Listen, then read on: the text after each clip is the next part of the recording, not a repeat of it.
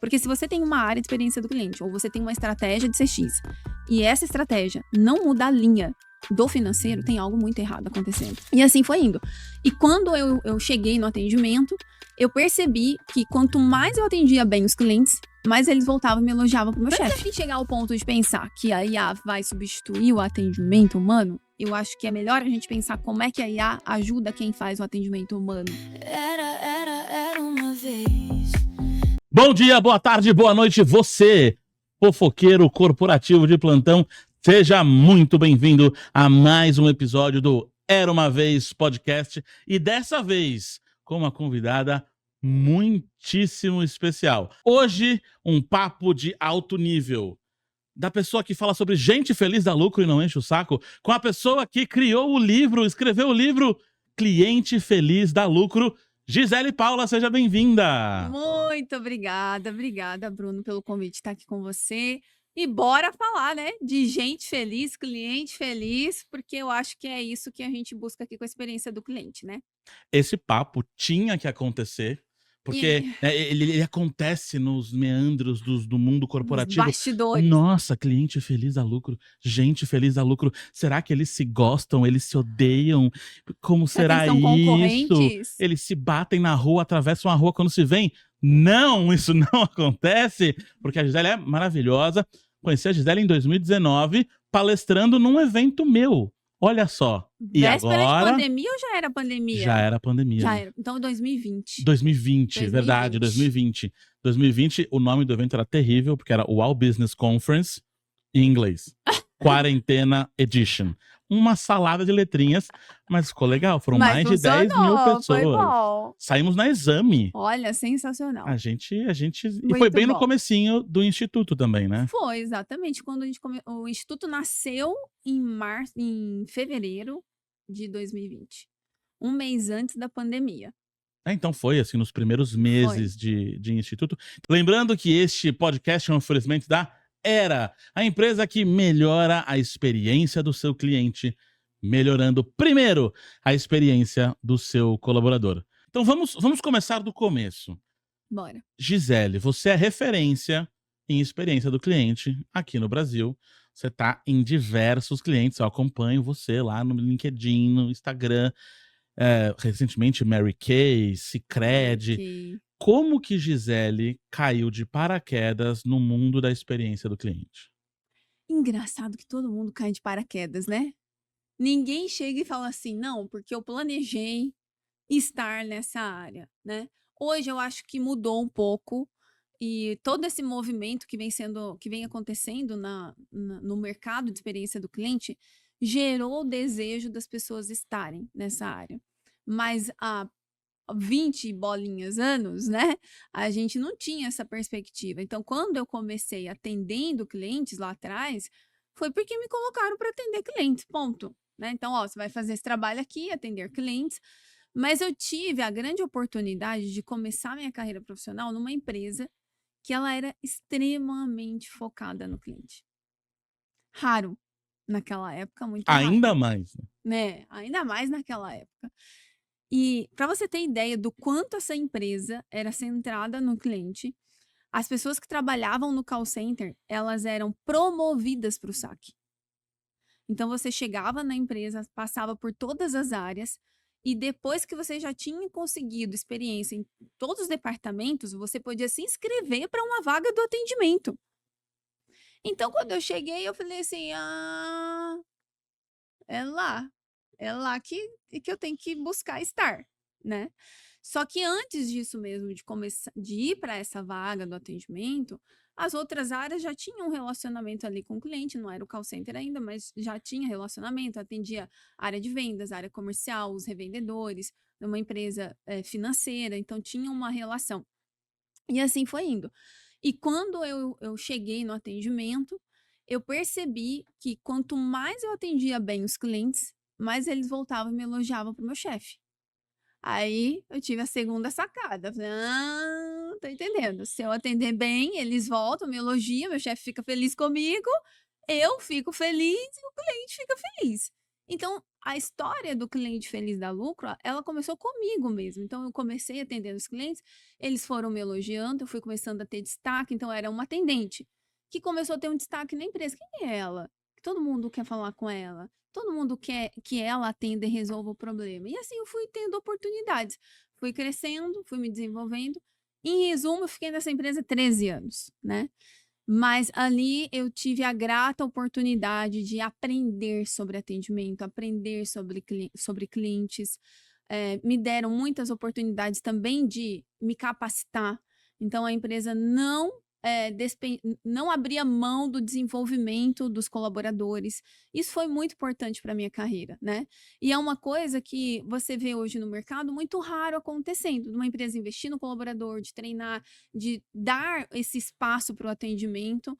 E eu acho que até por isso que eu acabei assumindo essa causa de fato de não, vamos levar isso para o mercado, o que eu vivi lá, eu quero que as outras pessoas também vivam. Caramba, e ver que isso aconteceu, você ficou 13 anos nessa empresa e você já não tá lá já há algum tempo, não precisa falar quanto, ninguém precisa fazer contas, aí tá tudo Deixa certo, quieto. não serei essa pessoa que faz essas perguntas, mas e você vê que faz um tempo que isso aconteceu e uma empresa há algum tempo já tratando de, cuidar bem do cliente, com o entendimento de que se esse cliente sendo bem tratado, você entendeu que ele sendo bem tratado, o seu chefe ficava feliz. E aí o seu chefe feliz, obviamente chefe só fica feliz com uma coisa, dinheiro no bolso, né, então, Exatamente. aí criou o cliente feliz que lá na ponta acaba dando lucro. E É. aí, quando veio a concepção dessa frase? Porque quando eu encontrei a Gisele, eu estava procurando, palestrantes que estivessem dispostos a fazer um evento e comprassem a ideia, e eu não tinha dinheiro para pagar o palestrante, então eu queria gente boa e gente que estivesse disposta a estar ali pela causa. E essa era a ideia, era falar de Disney, como a Disney impactava o negócio. E aí, eu que sempre acreditei muito na felicidade, vi a Gisele falando de cliente feliz, Opa. e eu falei, poxa, tem tudo a ver com o que eu acredito. Como que a frase surgiu? Foi um insight, tomando banho e Hum. um dia aconteceu? Não, foi um trabalho estimulado para ela acontecer. Então, apesar da narrativa de "tô tomando banho e tive essa luz" ser mais intrigante, não, eu estava no Reclame Aqui, né, a gente já tinha ali pelo menos uns 8, 9 anos já com o Reclame Aqui. E aí eu falei: "Eu quero escrever um livro". Eu quero escrever um livro para contar tudo isso que eu vivi, as experiências que a gente teve com o Reclame Aqui, as experiências que eu tive trabalhando como mulher nessa área. Então, eu era a única mulher de 9 sócios. Então, eu tive uma vivência empreendendo num mercado onde 95% do mercado era masculino. Falar com investidores, sempre uma mesa de investidor, sendo a única mulher da mesa. Então, eu fui adquirindo essas experiências e eu falei assim: eu quero compartilhar isso. Aí, cheguei para uma editora e falei: eu quero falar sobre isso. E aí, a editora falou assim: por tudo que você está falando, eu acho que a relação com a mulher, ela vem como adjacente de tudo que você viveu. O cerne está no cliente, você falar de cliente. Eu fui para casa, refleti sobre isso, tal, e aí fui participar de uma imersão. Essa imersão era uma imersão para possíveis autores, gente que queria escrever um livro. Então chamava Imersão Best-Seller. Eu fui para essa imersão, fiquei lá 2 dias.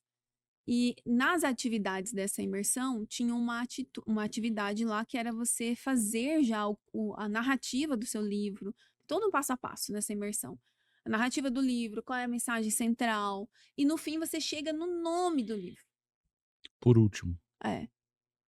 Só que é um processo de 2 dias, que você fica ali trocando ideia com seus colegas, e vai e volta, e apresenta, e vai e volta, não é isso, né? Normalmente você começa com uma visão bem pequena daquilo que você quer construir. Aí, com o estímulo, você vai tornando aquilo maior. E foi isso, né? Então, com a colaboração dos meus amigos ali, que estavam na mesma imersão, com a mentora, foi quando eu cheguei nessa frase. Quando eu cheguei, e aí que eu compartilhei ali com o grupo, todo mundo, é isso. Eles ali já aprovaram. E aí eu segui com aquilo. Então, Parece que é um grande momento eureka, né? é, é. Quando você chega tanto que a palavra lucro, né, a gente estava falando um pouquinho antes, o lucro, algumas pessoas na hora falam assim: "Mas lucro? Será que a empresa não vai sentir aquela coisa, né, de não, eu não posso demonstrar que eu gero lucro". Não, aí que tem que demonstrar mesmo, que o cliente gera lucro, né, essa era a provocação de trazer esse impacto. Então foi isso que ficou. Aí eu fiquei com essa ideia do livro guardada por 1 ano, até começar de fato a escrever o livro. E aí, a partir do então, primeiro veio o livro, depois veio o instituto. Primeiro veio a ideia do livro, exatamente. O tema Cliente Feliz dá Lucro chegou primeiro, e depois veio o Instituto Instituto Cliente Cliente Feliz. Feliz.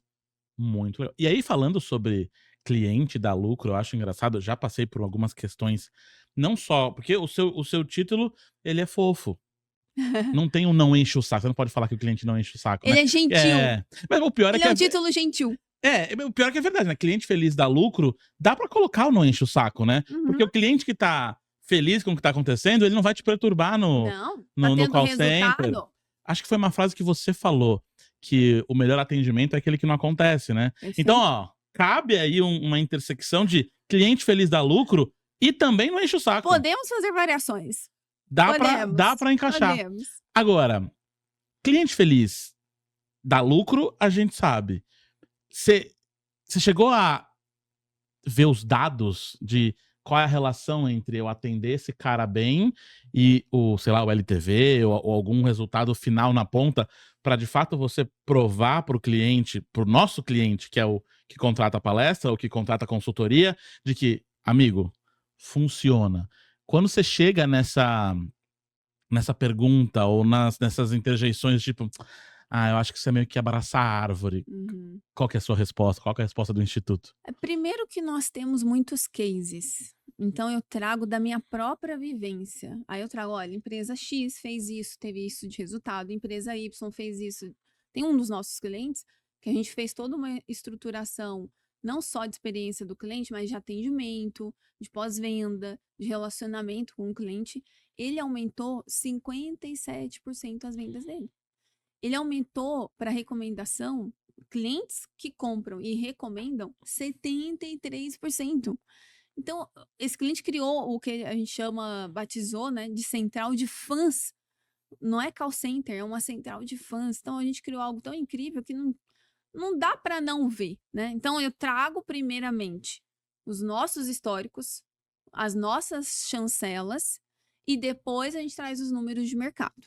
Os números, as pesquisas, todos os indicadores que a gente já conhece, que existe de histórico, que mostra para a gente o quanto que empresas, né, que investem na experiência do cliente funcionam. E os próprios cases de mercado, que haja vista que há aí, né, Nubank, Apple e não sei mais que, né, que são os cases de carteirinha que a gente traz também para isso. Mas o que de fato mais valida são aqueles que a gente viveu na pele. Então é muito além dos dados que traz por Harvard, Yale, Universidade da Califórnia, eu vi acontecer e tá aqui os Eu dados vi do que eu acontecer. fiz. É. Nessa empresa que eu trabalhei 13 anos, a gente fez um trabalho lá, foi na Embracon, que é uma empresa de consórcio. A gente fez um trabalho de retenção de clientes que eu nunca vi uma empresa ter o resultado que a gente conseguiu ter. Eu nem sabia o que que era sucesso do cliente, mas eu fui promovida para o marketing. Eu era do atendimento, vivi lá 13 anos, e aí teve um momento que me colocaram no atendimento, no marketing. E aí, quando eu cheguei na cadeira do marketing, head de marketing, né? Eu pensei, vamos criar campanhas Uau! maravilhosas, né? Gerar leads e tal. Aí, meu chefe, que era o presidente da empresa, chega para mim e fala assim: Gisele, sua primeira missão no marketing é trabalhar a retenção dos clientes. Eu falei, tá, acabou a brincadeira do parquinho. Eu vou ter que trabalhar a retenção de E clientes. para consórcio é ainda mais. Pensa aí. Eu já fui cliente de consórcio, acho que eu já cancelei consórcio umas 3 vezes, porque enche o saco. Altíssimo, o nível de cancelamento é altíssimo, altíssimo. E ele me deu esse desafio, eu falei, ok, missão recebida, agora eu tenho que executar. E aí a gente começou um trabalho, ainda sem conhecer o que era o CS, a gente foi buscar entender o que que gerava retenção. Fomos pesquisar os clientes, entender qual era o comportamento deles. E aí, a partir de toda a exploração do que a gente fez, a gente criou uma estratégia de retenção desses clientes que a gente conseguiu reduzir em percentual de cancelamento 20 pontos. Uou. 20 pontos do cancelamento era alguns milhões de reais todos os meses. Então, isso gerou um resultado tão incrível para a empresa, porque a retenção do cancelamento é resultado direto, né, para a empresa. Então, aquilo me despertou mais ainda, falando assim, é possível a gente fazer isso numa companhia? E aí foi quando eu comecei a me interessar mais pelo assunto de experiência do cliente, ainda estando naquela empresa. Cara, fica muito claro pra mim aquela história do balde, porque a ideia é que eu quero colocar mais água no balde, quero que tenha mais água no balde, eu coloco mais água, então eu coloco mais lead, eu coloco mais gente pra dentro, mais cliente pra dentro. E às vezes você não percebe que tem um buraco no balde, que tem cliente Exato. indo embora. E aí cabe a quem tá trabalhando com CX, com CS, resolver essa equação. E eu esqueci de uma coisa muito importante, Gisele, que este podcast tem rituais. Eu Ah, estava tão empolgado com o nosso papo de gente feliz da lucro, cliente feliz da lucro, que eu esqueci do ritual. qual é o ritual? Temos um ritual, porque as pessoas, normalmente, você vai para muito evento, né? Vou. Às vezes o evento pensa bastante na experiência do visitante, do congressista, e esquece da experiência do palestrante. A gente dá uma sofrida, vai uns hotéis nota Ixi, nem 3, me fale de né? hotéis. Hotel nota 3 no Booking. No meu contrato hoje tá assim, hotel pode ser a estrela que você quiser, meu amor, só tem que ser nota 8 De avaliação. de avaliação. É o mínimo. E a gente aqui começou a pensar na experiência do nosso convidado. E como melhorar essa experiência? Vou te mostrar. Agora eu fiquei curiosa. A gente surpreende o convidado com Ai, um jeito da gente ficar na prateleira dele pra sempre. Que sensacional isso! Olha, gente, a cor. Olha a Bom, é uma cor. roupa que você usa, talvez numa Ah, palestra, talvez em algum sensacional. momento. Adorei, gente. Muito obrigada. Então Me agora, encantou. agora a gente quer Encantou. uma foto da prateleira. Pra A quando você, foto da não, prateleira. quando você chegar em casa Ah, da minha ou, ou prateleira. na sua mesa do instituto, tem que estar lá Com a mini Gisele Ai, junto com você. gente, adorei. Muito obrigada. A ideia é criar justamente um Amei. impacto. Eu fui gentilmente avisado pelo meu ponto eletrônico inexistente aqui, que eu tinha esquecido desse ponto super importante. Sensacional. E a gente vai criando Não, algumas. sensacional. E já Encantada. que a gente falou de encantamento, eu quero colocar a teste uma teoria minha sobre experiência do cliente. Eu sou engenheiro de computação, você vê, todo mundo cai de paraquedas no CX. Então eu sou engenheiro de computação, comecei a falar sobre Disney, descobri que Disney era meio carne de vaca, ou seja, todo mundo nunca foi para Disney, já começa a falar, porque o encantamento Disney, as 5 chaves. Nunca, né, leu 2 linhas, já vira especialista, eu falei, eu preciso ir para outro lugar. E aí comecei a estudar sobre a experiência do cliente. E aí eu queria juntar com alguma coisa que eu já sabia de engenharia. Afinal, engenharia são 5 anos que você fica lá martelando a cabeça com fórmulas intermináveis. E pensei, qual seria a fórmula da experiência do cliente? E aí eu criei uma fórmula. A fórmula é a seguinte: experiência, e pode ser qualquer experiência. Experiência no namoro, experiência com amigo, experiência no casamento, qualquer experiência. Vamos colocar aqui do cliente. Experiência do cliente é igual ao que o cliente recebe menos o que o cliente espera. Ou seja, a realidade menos a expectativa. Aí eu te explico. Entrega. Então eu espero uma experiência nota 10. E eu recebo nota 9. E 9 é bom, mas 9 menos 10 é menos 1. Experiência negativa. Eu espero uma experiência nota 8 e recebo 8, 8 menos 8, 0. Tá tudo bem. Eu atingi a expectativa e isso é bom. Atingir a expectativa é bom. Às vezes a gente deixa de lado, eu só quero encantar, esquece que atender a expectativa é bom. E às vezes eu espero nota 8, recebo nota 10, encantamento, o suprassumo da experiência do cliente. Minha pergunta para você é, faz sentido essa fórmula ou é um devaneio de um engenheiro que virou palestrante de experiência do cliente? Não, faz todo sentido. Inclusive, olha que conexão, né? No livro, eu tenho um livro, um capítulo que fala exatamente de expectativa e entrega. Então eu falo o seguinte: se a expectativa está mais alta, eu entrego menos, resultado é negativo. É a conta matemática. É o binário lá da programação, certo? Então, menos e eu entrego mais, positivo, tá? Maior a expectativa, eu entrego menos, resultado negativo. E aí entra o segundo ponto, que eu acho que é um ponto para a gente discutir aqui. Ok, se tudo está relacionado à expectativa do cliente e a entrega que eu tenho para ele, como que eu gerencio a expectativa para aumentar a entrega? E aí é o ponto X da experiência, que até um certo momento você consegue gerenciar alguns fatores da expectativa você consegue gerenciar, outros não. E para você não correr o risco de estar em débito, é melhor você acrescentar mais aqui, Na entrega. entregar mais. Pra chocar, às vezes eu falo a seguinte frase. Eu fiz uma consultoria logo no começo da carreira para um restaurante que tinha comida excelente, a comida era muito boa. Aí você olha para as fotos no cardápio, as fotos eram boas demais. Ou seja, parecia lindo e maravilhoso, a gente sabe que carne murcha, o pão fica meio murchinho, e a entrega, a experiência visual do produto não era tão boa quanto a da foto. E aí a gente conversou com a cozinha, tal, aí você sabe, né, o consultor é gordo, entende de comida, e aí dá pra melhorar a aparência dessa comida? E a conclusão que você chegou foi: "Pô, Bruno, eu tenho o melhor hambúrguer, eu tenho o melhor requeijão, que é a catupiry, eu tenho o melhor pão. O que que eu vou fazer pra ficar mais apresentável? Sei lá, vou colocar um palito?" Bom, a conclusão foi: não dá pra melhorar essa entrega específica. Aí o que eu disse pra eles foi: então piora as fotos. Não deixar as fotos ruins. Foi: usa menos Photoshop nas fotos. E o que a gente viu foi uma melhora no índice que ele tinha de satisfação dos clientes. Então, para provocar o pessoal do marketing, o que eu digo é: tá bom, se você chegar à conclusão difícil, que eu acho que é quase impossível, de não dá para melhorar a entrega, tá bom, então seja corajoso e piore a expectativa.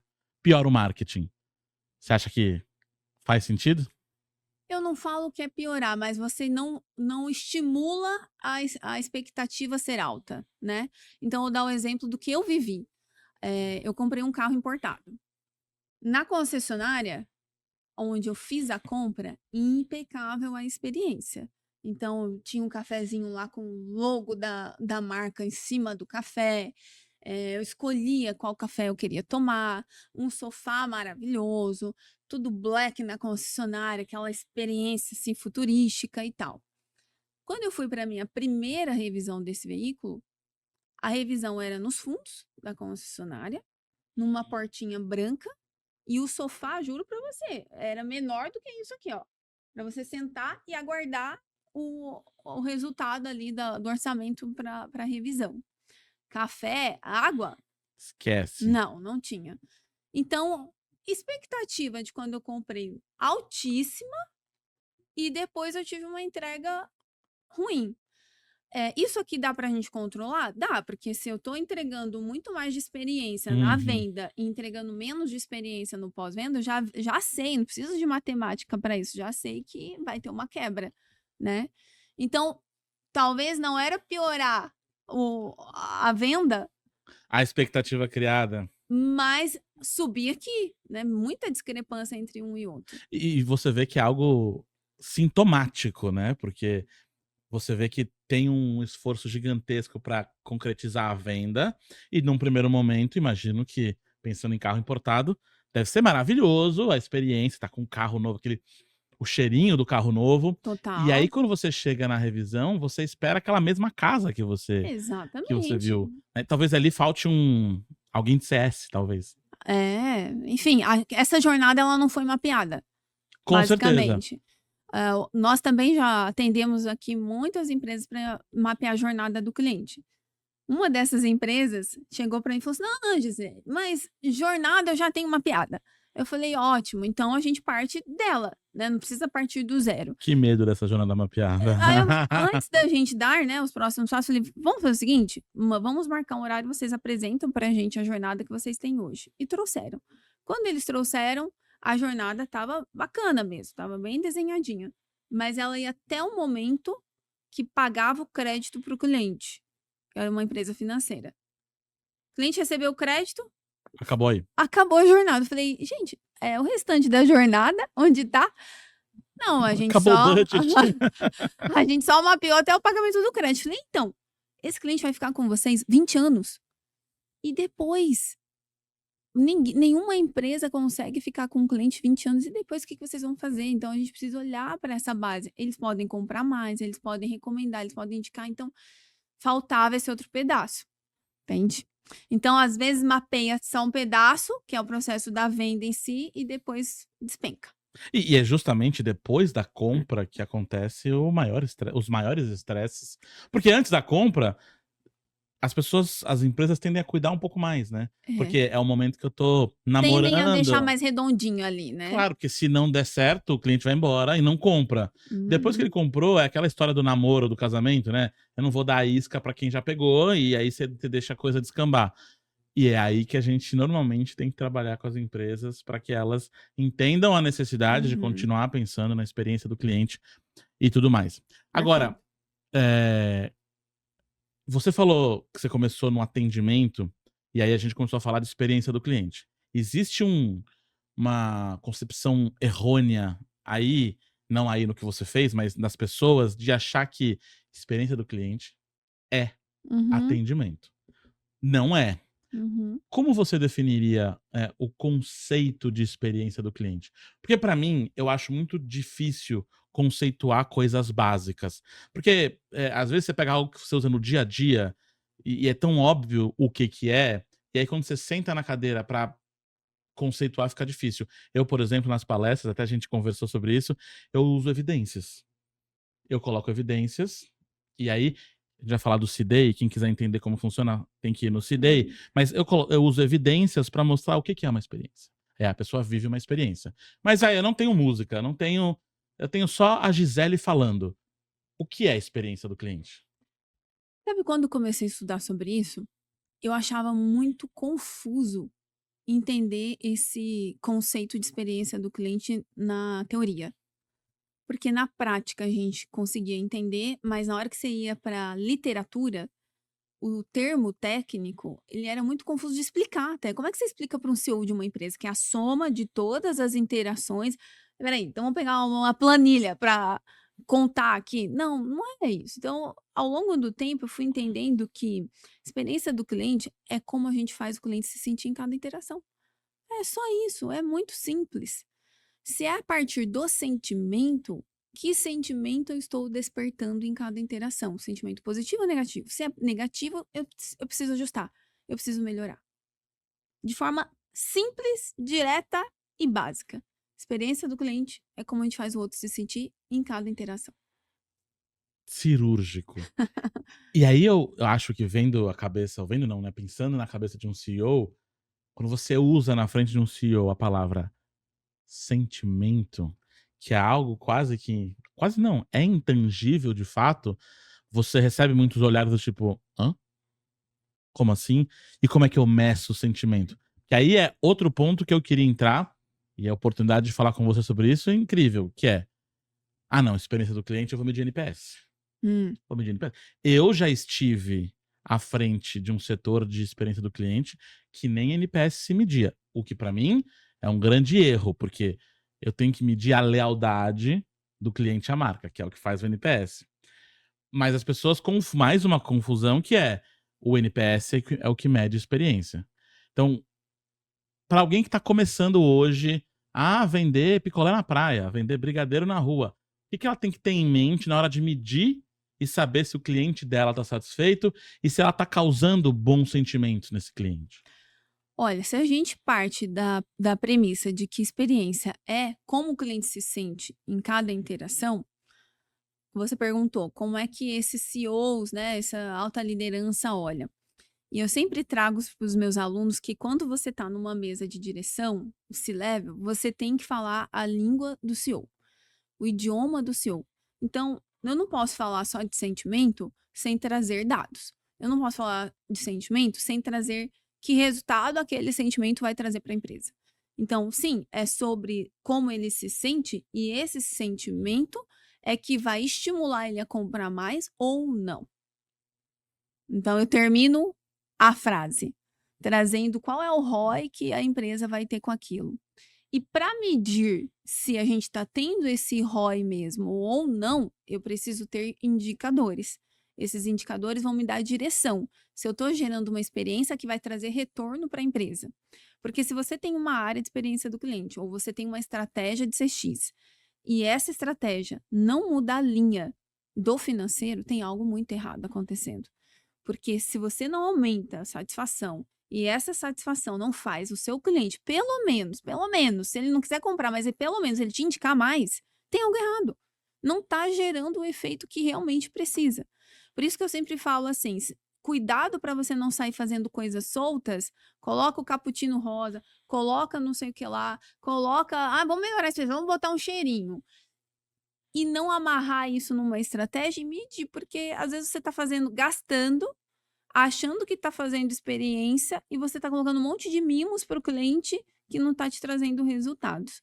Isso é muito comum em pequenos negócios, médios negócios que começam, é experiência, né? Tudo agora é experiência, aí vamos botar uma xícara diferente, não sei o que lá, e aí no fim não está mudando nada lá na linha do resultado. Então, quando a gente trabalha com a experiência, ela precisa ter um impacto financeiro. E para isso a gente precisa ter aferições, indicadores de NPS, indicadores de satisfação, indicadores de recompra, de recontato, de LTV, né? Todos esses outros indicadores de gestão do negócio, eles têm que apontar na mesma direção. Eu lembro que quando eu fazia parte do conselho do Reclame Aqui, nós tínhamos lá uma reunião que era com os investidores. Nessa reunião era muito interessante, porque você tinha lá, né? Um dos indicadores era receita. Ok. Aí tinha um de NPS e tinha outro de churn. O dia que o de churn aumentava, os outros, eles não olhavam. Tipo assim, eu era responsável pelo comercial também. Aí o comercial tinha vendido pra caramba e tal, só que o churn aumentou. Opa, ó gente, churn aqui aumentou, né? O que aconteceu? Começava por ele. Porque isso mostra dá um indício para o churn, né, o cancelamento aumenta, traz um indício de que essa empresa está começando a enfrentar problemas. Ou ela está com um produto que está precisando de ajuste, ou a satisfação do cliente vai desembocar em alguma coisa. Então, não é uma empresa que a gente pode dizer que ela está saudável, se o cancelamento dela está aumentando. Precisa de um remédio ali para estancar aquele cancelamento. E eu acho, enquanto você falava de tem que impactar o financeiro, eu só olhava para o final aqui Lucro. lucro. É. Então, não faz sentido falar de experiência sem falar de lucro. E tem muita gente falando, não, experiência do cliente é gourmetização, experiência do cliente é só abraçar a árvore. Que fique claro que a gente existe para falar de experiência do cliente, porque a gente quer fazer com que as empresas ganhem mais dinheiro. É ótimo existirem ONGs, mas as empresas que a gente trabalha, para quem a gente trabalha, quem nos contrata, elas precisam dar resultado para entregar para os seus acionistas e também tem que dar resultado para gerar emprego para as pessoas que estão ali junto com a gente, Totalmente. né? Nós fizemos um trabalho tem pouco tempo com o Grupo Pão de Açúcar. E o CEO entrou, logo na sequência que ele entrou, ele tinha uma missão de fazer uma reestruturação e tal. Eles nos chamaram para fazer todo o trabalho de diagnóstico da experiência do cliente. E nesse processo de diagnóstico, ele virou uma prioridade estratégica da empresa. Por quê? Como é que eu melhoro performance de uma loja se eu não sei que experiência que eu estou gerando para o cliente? Eu posso cortar aquilo que é indevido, ou eu posso gastar mais naquilo que não vai fazer sentido. Então, ele usou como direcionamento estratégico para fazer as mudanças da empresa como o cliente estava na loja. O que eu achei bárbaro, porque em pouquíssimo tempo o Grupo Pão de Açúcar conseguiu mudar completamente os resultados financeiros que eles vinham apresentando há anos. E o Pão de Açúcar, ele é referência em experiência dentro da loja, né? É. E olha só, outro ponto de sinergia. E importante dizer, né? Quando a gente sempre fala de uma empresa que é referência, alguém sempre fala assim, mas eu fui lá uma vez e não fui bem atendido. que é importante trazer? Uma empresa que é referência não quer dizer que ela não erre. Porque toda empresa vai cometer um erro. O mais importante é como ela resolve e corrige aquilo que ela está quebrando na experiência. Não, e essas marcas só provam que são referências de fato, porque a hora que eu falo: "Nossa, o Pão de Açúcar, meu cliente fez assim, fez assado", e alguém levanta a mão para trazer a exceção, obrigado por trazer a exceção que Isso. prova a regra. E aí o meu comentário é: "Olha só a sinergia, não só perto do nome, mas eu estive no Pão de Açúcar faz uns 4, 5 meses". Não sei se foi na mesma época que você estava lá, mas Foi antes. então temos até os mesmos clientes, viu? Não somos concorrentes. Você, povo chato da internet, tá vendo? Estamos nos mesmos lugares. E aí esse caminho ele vai naturalmente pro tá bom, eu tenho estratégia, eu tô pensando em experiência do cliente, eu quero, tampar os furos do balde para que eu traga novos clientes, os que já são meus continuem aqui. E aí, nesse momento em que eu já falei bastante de CX, quando eu tô palestrando, eu trago uma pergunta que é: "Qual é o segredo?" E a resposta que eu trago é: pessoas. Porque eu posso ter a melhor estratégia. Eu posso ter contratado o Instituto Cliente Feliz, ter a melhor estratégia de CX, e aí eu tenho um monte de colaborador desengajado, Sim. mal-humorado, não funciona. A melhor estratégia morre no RH. E aí eu costumo dizer que quem tá na cadeira de CX tem que ser melhor amigo de quem tá na cadeira de RH. Faz sentido? Faz sentido e toda vez que a gente começa por um trabalho de experiência, a primeira coisa que a gente faz é ouvir as pessoas internamente. Então, nós começamos todo um trabalho de entrevista com os líderes das áreas, as pessoas que estão na operação. A gente senta lá no atendimento, a gente vai lá falar com o vendedor. Se é loja, a gente vai lá na loja falar com o caixa, por exemplo, né? Qual é a experiência que o caixa está vivenciando atendendo os clientes, né?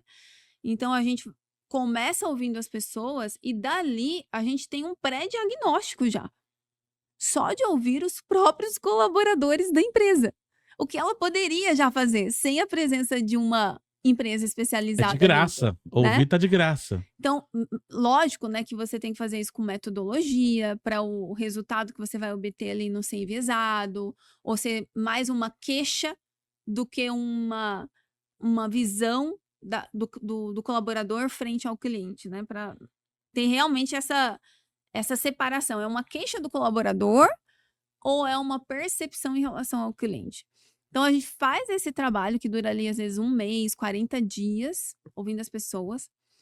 Aí eu tenho o dado da empresa. Aí eu vou lá para fora e vou ouvir o cliente. Aí eu vou entrevistar os clientes, conversar com os clientes e vou com esse questionário de pesquisa já direcionado com base nas informações que a gente teve internamente. Então vamos supor, internamente a pessoa falou assim: "Ah, toda vez que entra na fase da aprovação do crédito, o cliente reclama muito". Aí quando eu vou perguntar para o cliente, eu falo assim: "Como é para você o processo de aprovação de crédito?". Trago coisas para bater. E normalmente, a visão de dentro, ela bate muito com a visão de fora. Poucas distorções a gente tem na hora que a gente vai buscar a voz do cliente e trazer para confrontar com a voz do colaborador. Interessante isso, né? Porque tá muito perto, né, porque a Muito relação perto. direta é desse atendente junto com esse cliente. E aí, esse é um ponto que eu gosto muito de falar, que é o o primeiro na linha de defesa da empresa é o colaborador, acontece alguma coisa, são eles ali. Eu melhorando a experiência desse colaborador, eu impacto diretamente a experiência desse cliente. Eu acho que eu até vi no seu LinkedIn, deve fazer algum tempo já, e é algo que eu comecei a falar também, porque eu vi você falando, que é a história do atendimento depois da URA, que é: "Coloque o seu CPF". Maravilha, vou colocar o CPF. Tá. Estou tranquilo. A empresa já sabe quem eu sou. Aí vai, atende o fulano: "Bom dia, boa tarde, boa noite. Seu CPF, por favor". E a culpa não é do atendente. O Não. sistema dele não tá ligado com o que foi falado antes, mas o cliente já tá, desculpa o francês, puto. Porque eu já falei meu CPF. Esforço altíssimo. Pra que você quer meu CPF de novo? Qual que é a solução para isso é só tecnologia, tecnologia de treinamento, tecnologia de conscientização da alta Uhum. direção, porque dá para fazer. Tá. A gente tá falando de inteligência artificial que faz um software do zero. Não é possível que o meu CPF não chegue lá no computador do tio. Cara, para mim isso está muito vinculado à cultura, porque uma empresa que ela é orientada ao cliente, ela pensa nas suas tecnologias, nos seus processos, com esse olhar de facilitar a vida do cliente. O que que acontece nessas situações que a gente tem que falar o CPF 2 vezes? Pode ser que aquela pessoa que está ali cuidando da central de atendimento, ela tenha visão de cliente, mas a pessoa que cuida da tecnologia pode não ter. E aí ela sofre porque ela não consegue nem explicar para a pessoa da tecnologia que não deveria pedir 2 vezes. Então ela está lá na ponta atendendo o cliente, mas a tecnologia está distante dela. Então quando a gente começa a enxergar essas questões truncadas dentro da empresa, não resolve a gente ir tratando um a um. Porque é como você tampar o buraco do que está vazando. Você tampa aqui, cai ali. Tampa ali, cai aqui. Não resolve. Então você começa de cima, trabalhando a liderança, trabalhando a estratégia da empresa, trabalha os processos, aí você chega naquela camada. Claro que tem coisas que a gente vai trabalhando, o que são os quick wins, que são as coisas urgentes que precisam ser resolvidas o Os quanto antes. incêndios. Exatamente. Uma vez eu estava numa empresa, a gente ia fazer um trabalho lá de 1 ano. Tinha muita coisa para fazer. E aí, no meio das priorizações que nós tínhamos que fazer ali, tinham várias coisas. Tinha coisa que era experiência em loja, tinha coisa que era mapeamento da jornada, tinha várias coisas para serem feitas. E aí, naquele dia, eu estava na recepção e chega um cliente, um senhor, para retirar o boleto. E aí, conversa vai, já quis, né, conhecer mais sobre o perfil do cliente, fui batendo papo com ele ali. E aí ele solta falando assim: eu venho aqui, tem 27 anos pegar um boleto. Eu gosto de vir aqui e tal. Eu moro na cidade X, então ele rodava em torno de uns 50 quilômetros para ir pegar o Uau. boleto dele todo mês e tal. Ele falou: então, inclusive mês que vem eu vou ver como que vai ser, porque minha esposa não tá muito bem. Eu fui olhando pro pessoal, né, e o pessoal não tinha se tocado ainda. O que eu tinha O pessoal assim, enxergado calma, amigo, cala a boca. o que eu tinha enxergado, o pessoal estava sempre: "Então, ele sempre vem aqui mesmo, tá sempre aqui com a Cala a boca, seu gente e Antônio. tal". Quando terminou aquilo e eu fui para essa reunião que estavam as lideranças, falei assim: "Gente, se tem uma coisa que a gente tem que priorizar aqui, é como é que a gente vai entregar o boleto para o senhor João todo mês". Porque Virou pessoal. não faz sentido a gente pensar em outras coisas, se tem cliente rodando 50 quilômetros para vir aqui, vamos resolver. E a principal reclamação da empresa era o boleto. E assim a gente priorizou, vamos resolver isso, quick win, e depois a gente prioriza as outras coisas, né. Caramba. Nossa, seu Antônio, seu João conseguiu ter o boleto na mão Não, dele. essa história do seu João foi interessante, porque depois ninguém conseguia encontrar por que que o correio não entregava o boleto para ele. E aí se criou um plano de ação, porque o seu João não recebia e-mail. Então não adiantava mandar o boleto para ele por e-mail. Então se criou um plano de ação que ia um colaborador Maravilhoso. entregar todos os meses o boleto do Sr. João. Tinha um colaborador que era representante que morava na cidade, então ele não precisava viajar como o Sr. João viajava todo mês, e ia entregar para ele todos os meses. Que maravilhoso. É. E resolveu, porque agora o seu O João... Sr. João não precisa ir até a sede. E, de novo, isso é sintomático. Eu adoro um dado da Bain Company que eu já ouvi falar, então não chegou em mim essa pesquisa atualizada. Então esse dado é de 2008, se eu não me engano. Eu adoro ele porque ele mostra uma discrepância entre realidade e achismo gigantesco, que é 80% dos CEOs acham que entregam uma excelente experiência do cliente. Sim. Nossa, mas que mundo é esse de Poliana? 80% das empresas entregam funcionando? uma experiência maravilhosa, somente 8% dos clientes concordam. Concordo. Aí você fala, gente, é só... Eu gostava de um slide quando eu tava começando, eu falava só de Disney, aí tinha um slide que eu colocava que era o Mickey assim.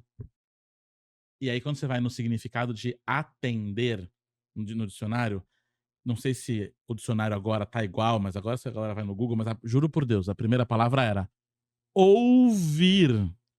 é justamente o que o pessoal não faz, Uhum. que é ouvir o que o cliente está dizendo. A galera não ouve nem na venda. Eu estava assistindo uma live de vendas esses dias, que era o cara falando: "Você não tem que atender o cliente com o seu bolso". O cara trabalha na loja da BMW, e aí chega o cliente querendo comprar um BMW, aí o cara fala: "Olha, tem uma promoçãozinha hoje pra você, vem cá que tem, ó, filé". E você não ouve nem o que o cara quer. Às vezes o cara quer um usado, uma promoção, sim ou não, outro dia ele quer comprar um carro novo, e você não ouve o mínimo. Você tem essa percepção de que falta ouvir o cliente? Sim, muito. E quando a gente chega na empresa e a gente começa, né, porque dentro do instituto a gente tem uma frente voltada para o processo consultivo. E temos também a frente educacional. Mas independente dessas 2 frentes, quando a gente entra, a gente fala assim: "Olha, a primeira coisa que a gente tem que fazer é ouvir os clientes". Aí parece meio clichê, né, ouvir os clientes. Aí todo mundo olha meio assim: "Ouvir de novo? A gente já aplica NPS, a gente já faz isso, a gente já faz aquilo". Eu falo: "Não, não é essa escuta que a gente está falando. A gente está falando de ir lá, sentar, tomar um café com ele, conversar com ele". E normalmente, Bruno, quando a gente faz isso, a gente vai até em dupla. Uma pessoa fica tocando o diálogo com o cliente e a outra fazendo as observações do rosto, da postura, se ele sorri, se ele entristece. Então, isso viram informações não verbais que são adicionadas no diagnóstico. Às vezes o cliente fala assim: "Ah, o que você mais gostou?" Aí o cliente fica assim: "O que eu mais gostei?" Olhando para cima, não tá conseguindo encontrar, então Eu ela não anota. sei se eu gostei, na verdade. É. Então, para isso a gente precisa ter alguém de pesquisa que tenha essa especialidade olhando para essa frente, né. Não recomendo, assim, qualquer profissional que atua em outra área pegar essa frente para trabalhar sozinho, que você pode até fazer. Eu sempre falo para os alunos: "Quem não tem cão, caça com gato". Entre não fazer e fazer, faz, mas depois faz uma validação com alguém que é especialista no assunto, sabe.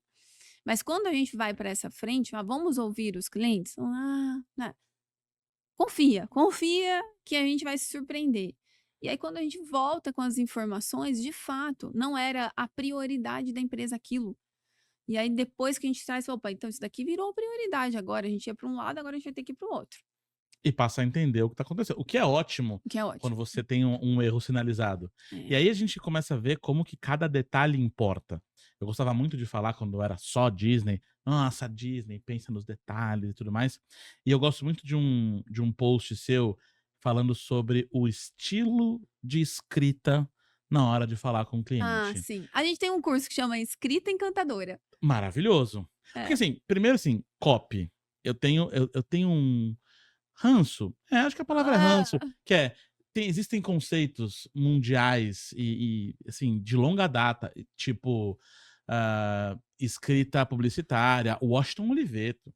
Aí a galera vem e fala assim: "Não, eu fiz um curso novo de copy". Ah, vá pro inferno, copy é o cacete, é escrita publicitária. E aí você tem escrita encantadora, copywriter. e aí você, né, e aí Aham. você vê, e eu postei esses dias de um mercado, que obviamente a gente não trabalha com nomes hoje não tem nomes, que falava assim: "Prezado cliente". E eu falava: "A Gisele fala desse negócio do prezado, Nossa, parece que tá em 1950, né". cara, é engraçado porque eu começo a lembrar das histórias. A gente gosta de história, Gisele, olha só. Olha, A era gente uma vez, gosta eu de vou contar uma história. história. Era uma vez uma empresa que ela lá no Reclame Aqui, né, quando elas não começavam a melhorar o indicador, elas me ligavam: "Gisele, mas a gente tá atendendo e a gente não melhora o indicador, tem algo errado nesse algoritmo". Aí vamos sentar, vamos analisar. Aí como a gente fazia? Primeira coisa que eu fazia quando ia para uma empresa, ela falava que não estava tendo resultado. Vamos abrir algumas reclamações para a gente ler? Aí o pessoal, não, abrir reclamação para ler, a gente quer falar desse indicador. Não quero não. É, a gente quer falar do indicador, da estratégia. Eu falei, é da estratégia mesmo que a gente vai falar. Aí eu abri aleatoriamente uma reclamação. Vamos analisar a reclamação e a resposta? E aí essa empresa, o que que ela tinha? Todas as respostas dela era copia e cola, prezado cliente. Como que ela ia conseguir ter nota de cliente com esse tipo de comunicação? Não tinha. Então ela mudou, só dela reformular, ela saiu, ela estava ruim, ela foi para ótimo, só dela reformular o texto. que ela entregava para o cliente. Então, a escrita encantadora, que é esse curso que nós temos, ela nasceu por quê? Quando eu atendia os clientes lá atrás, eu ficava testando que resposta funcionava melhor. E uma das coisas que eu fazia na época, Bruno, que não tinha hoje tudo público, que você pode ir lá saber como que a empresa responde. Não tinha. Então, o que eu fazia? Eu ficava mandando fale conosco para as empresas, para ver como que elas respondiam, para eu começar a ter repertório próprio. Então, eu pegava um pedacinho dessa, um pedacinho, aqui eu junto e faço o meu aqui. E fui construindo um repertório próprio. Quando os novos colaboradores chegavam, o pessoal falava assim, mas ensina a gente a responder como você responde. Aí eu fui criando dossiês, né, que são as cartilhas, com os tipos de respostas. Não, aqui não usa essa aqui, o cliente não gosta dessa, usa essa. Então eu fui aplicando isso comigo. Depois, quando eu fui tendo time, fui aplicando no meu time. E com o Reclame Aqui, eu fui aplicando nas empresas. E funcionando. E quando chegou o instituto, a primeira coisa que a gente foi entender quais são os temas que a gente vai trabalhar. E um deles era como é que eu respondo melhor para o cliente. Então, por exemplo, a palavra infelizmente. Infelizmente, eu falo, corta. Você não precisa usar a palavra É muito infelizmente. É negativa. muito negativa. Ela não diz nada. Se você não usar infelizmente e ir direto ao ponto, você vai dar a mesma mensagem para o cliente. Prezado. Aluno meu não usa prezado. Não, eu falo, já recuso. Se eu ver um aluno falando prezado, não é meu aluno. Que fala, Talvez um senhor de 95 anos de idade, que é seu aluno. senhorzinho João, ok, né? Usar o senhor sem problema, mas o prezado, ele afasta, né? Tem palavras que são frias, né? Que desconectam. Atenciosamente, aluno meu não usa atenciosamente, é um abraço, até breve, até logo. Então, a gente vai trocando essas palavras porque chama encantadoras, que a gente troca a palavra fria por uma palavra quente, uma palavra que acolhe. Que bom que você falou disso, porque já encaixa com o que eu quero te perguntar também. Primeiro, isso mostra uma humanização na comunicação com o cliente. Eu acho que hoje, a maioria das empresas, eu não tenho esse dado, mas eu diria 99,9, parece que elas não se importam. E acho que de fato muitas delas não se importam. Então eu tenho um problema, preciso resolver. Vou te dar um exemplo. Eu tenho carro elétrico. E tá cada vez mais difícil carregar sem problemas, porque É tem mesmo? tem vans por aí, e as vans carregam em todos os carregadores rápidos. Outro dia eu fui carregar 3 da manhã, tinha 3 vans carregando. Putz, E aí, o que que eu comecei a fazer? No aplicativo dessa empresa, você pode reservar. Falei: "Não", e tem ok. 15 minutos pra chegar. Então, assim, eu tô lá na rua, aí eu vejo que tá disponível, reservo, pago R$ 10 pra reservar e vou. Hum, Aí eu paguei, fui, quando eu cheguei no lugar pra carregar, tinha outro carro com o cabo preso, que deu algum problema, não conseguiram e tirar o tava cabo, ali. mas ele indicava como livre. Tava livre, porque o sistema não identificou carregando, ok. Eu falei: "Beleza", fiquei frustrado, mas eu entendo que pode acontecer. E aí eu voltei pra empresa e falei assim: "Olha, não é nem por nada, não é nem pelos R$ 10, mas eu quero meus R$ 10, porque são os meus R$ 10, né". E a resposta à solicitação dos meus R$ 10 foi assim: "Caguei". Tipo assim, não é importante pra mim você ter os seus R$ 10 de volta. Eu juro, eu fiquei enchendo o saco pra ter meus Aham, R$ 10 de volta, aham. não consegui, vi hoje que estornou. Se o cara tivesse me avisado: "Olha, vai estornar em 3 dias, vai estornar em 4 dias", então acho que hoje falta que o atendente entenda que ele tem que ser o advogado do cliente ali dentro. E eu falo isso nas palestras que, cara, você tá, falei pra Enel esses dias, e a Enel, coitada, enxurrada de problema e os atendentes lá na linha de frente apanhando de tudo quanto é lado. É. E eu falo: "Cara, não foi o atendente que desligou tua energia. Você sabe que não foi você que teve, porque trouxe o problema. Pode não ser sua culpa, mas continua sendo seu problema". Ele tá lá resistindo. E aí a gente vê da necessidade de ser humano, de virar para o cliente e falar: "Cara, eu te entendo, eu também tenho problema, eu também sou cliente", no caso da Enel, eu também sou cliente, eu também tô sem luz. Né, falando com quem me contratou no dia da palestra, falou: "Bruno, eu estou sem luz, e eu tenho que resolver esse problema de quem também está sem luz". E aí a gente tem agora essa questão de inteligência artificial e humanização. Onde a inteligência artificial pode ou deve entrar para ajudar as empresas falando de atendimento, falando de experiência do cliente?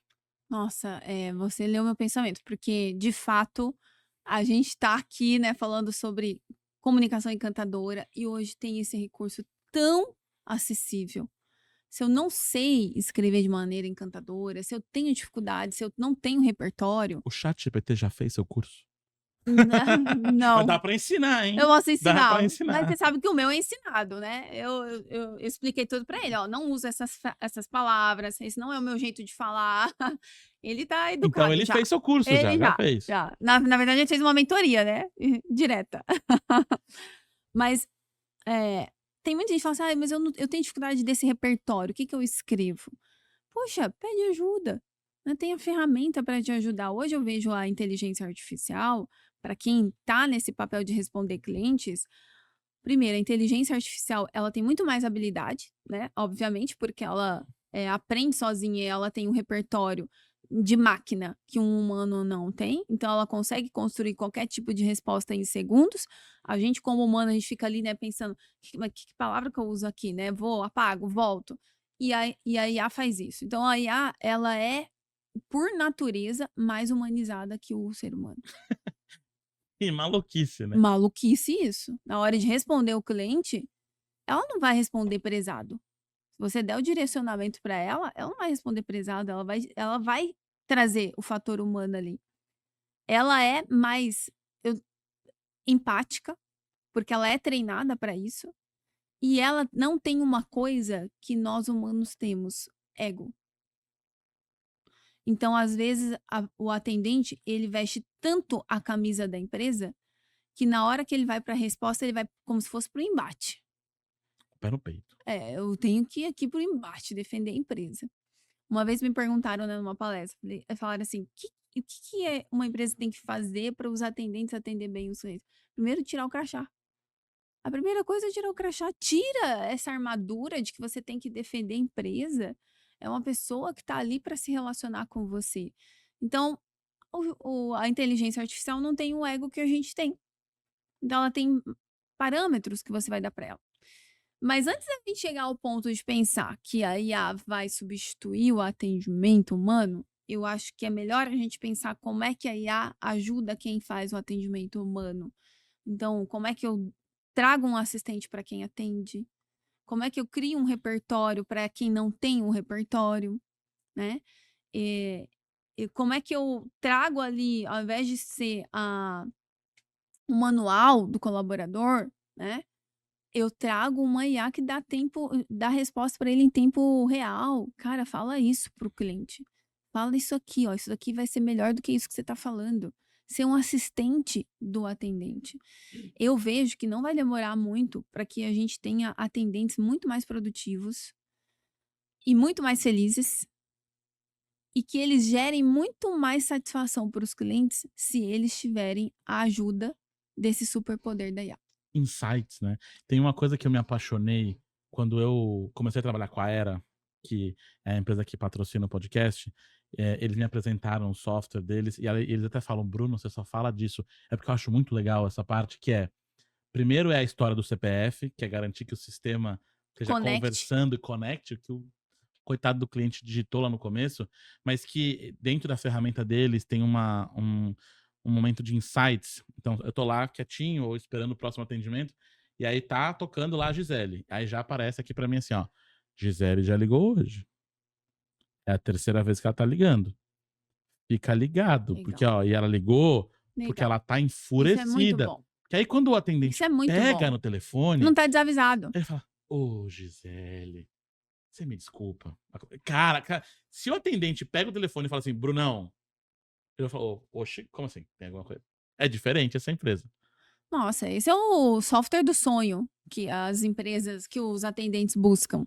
Porque hoje, na verdade, né, vamos falar bem a realidade do atendente, ele tem que acessar 300 telas para conseguir resolver um caso de um cliente. O atendente sofre. Sofre, né. Não sei se você reparou, quando eu comecei o episódio eu falei: Que a Era é a empresa que melhora a experiência do seu cliente através da melhora da experiência do Do colaborador. colaborador. E, cara, eu já tive no papel de atendente e acho que eu não fui tão resiliente quanto você, porque eu durei, sei lá, 2 meses.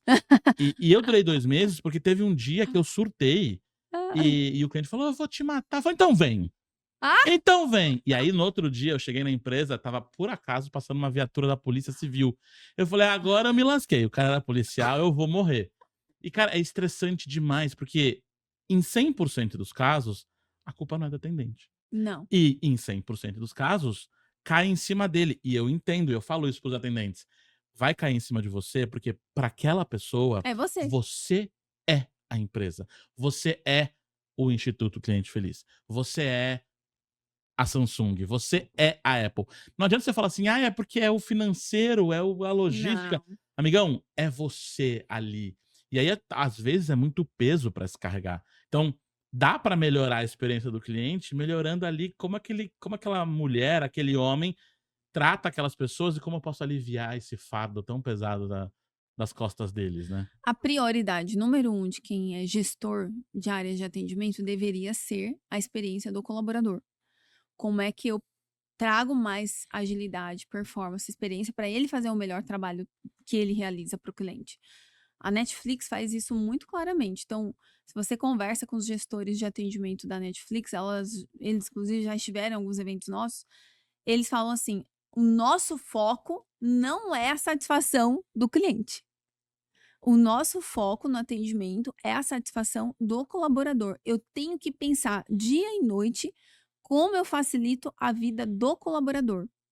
Isso em todas as nuances, desde sistema, processo, esforço que ele gasta para fazer uma coisa, a máquina que ele usa para trabalhar. O supervisor dele, para você ter uma ideia, cada supervisor tem ali 7 pessoas debaixo dele, o que é bem diferente das outras empresas. Normalmente você tem operações de atendimento que tem 20 pessoas debaixo de um supervisor chamando ele o dia inteiro, né. E esse supervisor, ele não realiza trabalhos burocráticos.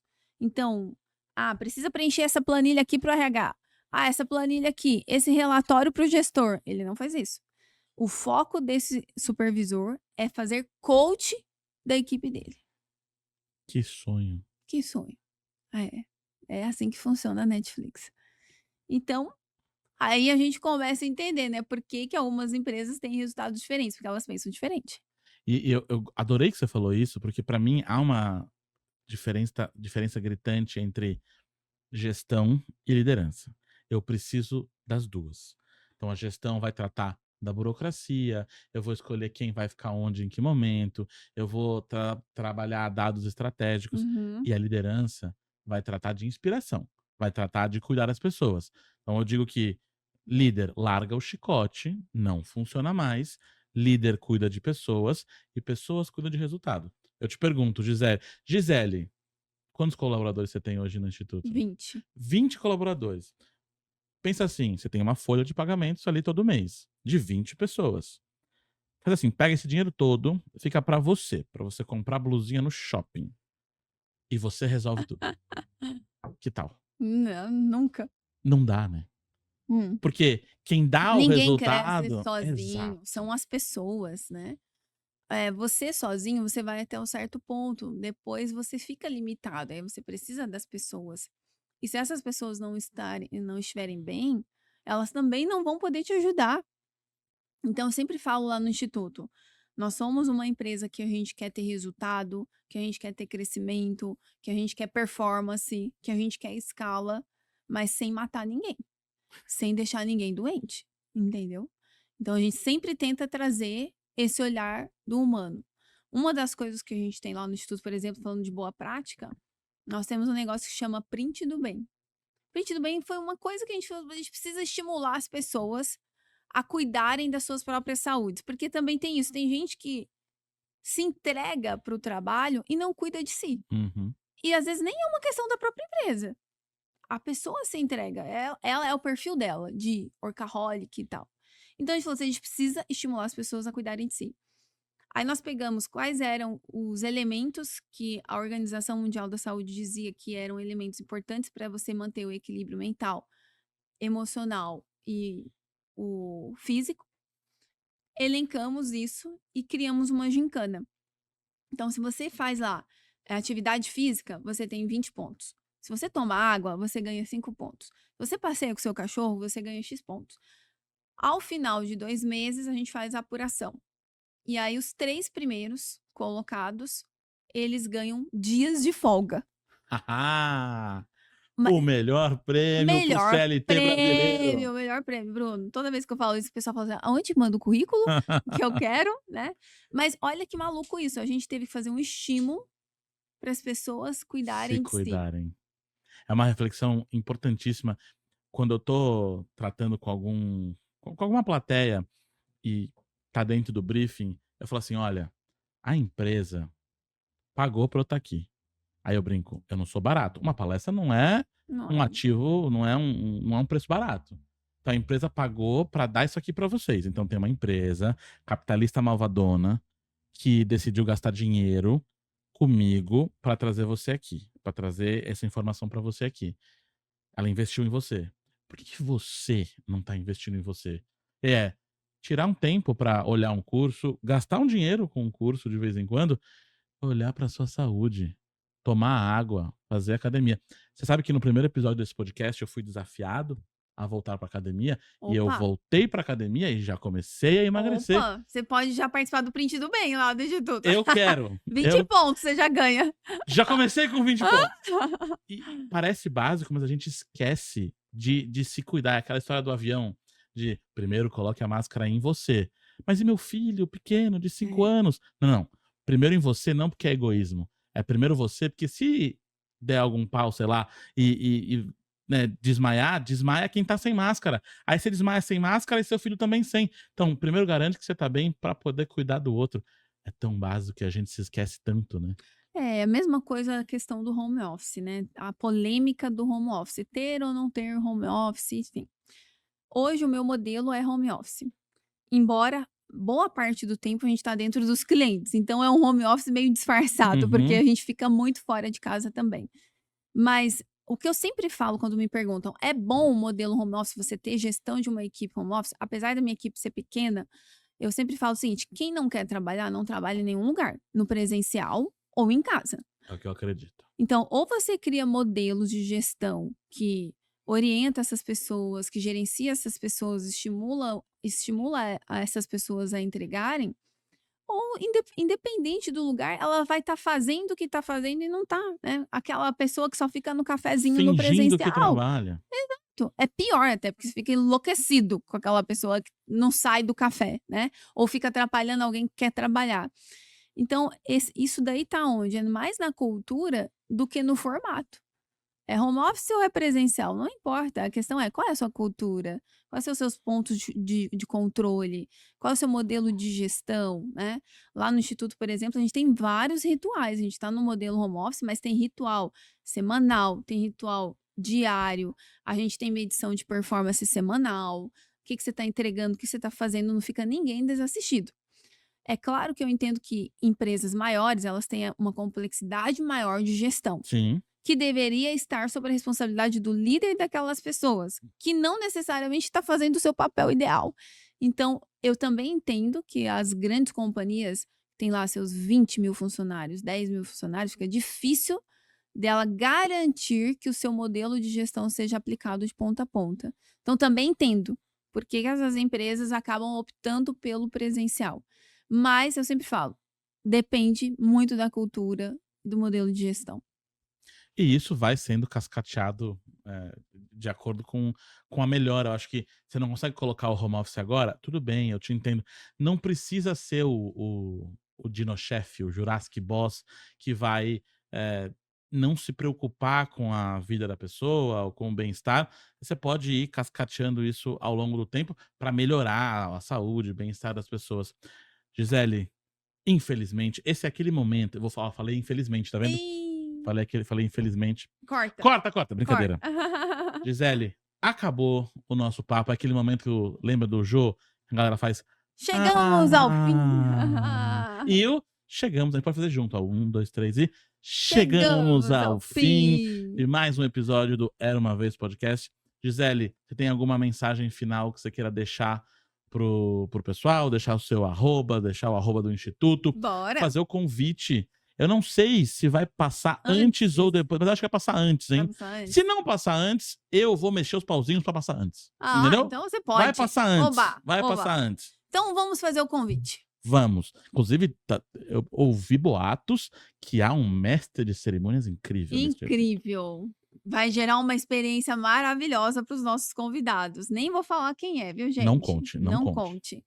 Mas, se você trabalha com experiência do cliente, sucesso do cliente, atendimento, ou quer se aprofundar nesse universo de clientes, eu quero te convidar para estar no C-Day, C-Day, que é o Dia do Cliente, que é um evento que acontece no dia 14 de março, e é sempre ou 14 ou é 15 de março, é sempre em comemoração ao Dia Mundial do Consumidor. E nesse evento nós teremos um maravilhoso mestre de cerimônia. Já é motivo para vocês estarem, hein? Já é. Mas também teremos convidados incríveis. E nós vamos falar sobre inteligência artificial, vamos falar sobre vendas, sobre marketing, como isso tudo se conecta com a experiência do cliente. Além de muito networking. Não gosto da palavra networking. Eu acho ela fria. Muita gente legal pra você Relacionamento. se relacionar. Network parece aquela coisa assim, né? Vamos fazer network. Não gosto dessa palavra. Eu falo relacionamento. Você vai se relacionar com pessoas, conhecer gente nova, sentar em novas mesas, novas frequências. E o meio onde você tá, com certeza, influencia seu resultado. Isso é importante. Então, não perca o C-Day, dia 14 de março, em Alphaville. Alphaville. Ó, vai ser o primeiro evento em Alphaville que não vai ter coach. Exatamente. Primeiro evento de experiência em Alphaville. Maravilha. Vamos começar a dominar Alphaville. Eu falo de Alphaville porque eu moro ali perto. Então, agora elevamos o nível de Alphaville. De Alphaville, isso aí. Gisele, obrigado pelo seu tempo. Obrigado por aceitar o convite de estar com a gente nessa mesa. Espero muito ver a sua mesa com a mini Gisele. Não, e sabe o que eu achei genial? Até meu sapato tem um sapato prata. Gente! Isso é o quê? Personalização. Aqui é tudo muito bem pensado. Gisele, obrigado.